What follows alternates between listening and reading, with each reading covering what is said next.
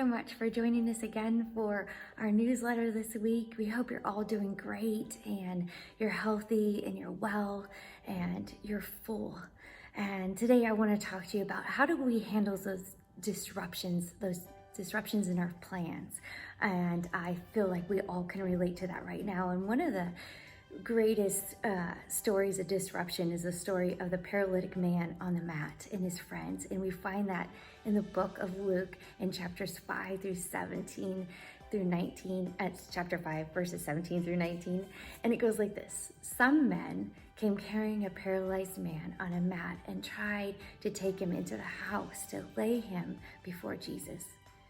When they couldn't find a way to do this because of the crowd, they went to the roof and they lowered him on his mat through the roof in the middle of the crowd, right there in front of Jesus.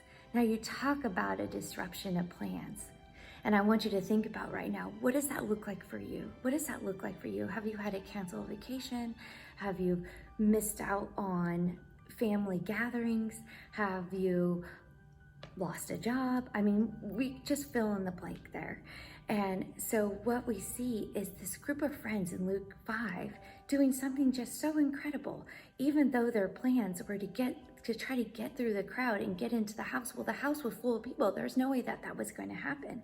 So what they needed to do is to devise a different plan, to shift, to try something new, to be creative. And they did. They climbed up on somebody's roof. It was made out of mud and thatch, and they dug through it. Could you imagine the owner looking up going, "What are you guys doing in my roof?"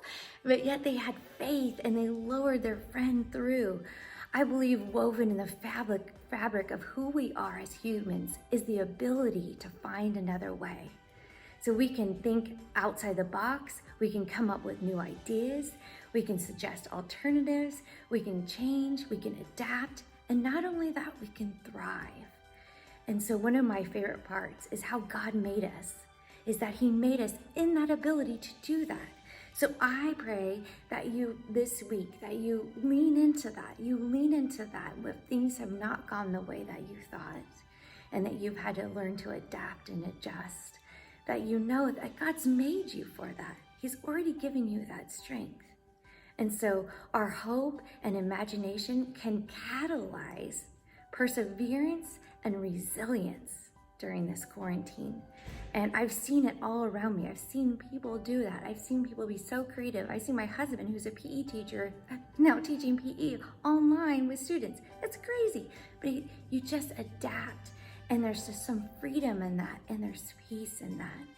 And so, again, I implore you to be adaptable and enjoy this season that God has planted for you at this time. Until we see you again, bye.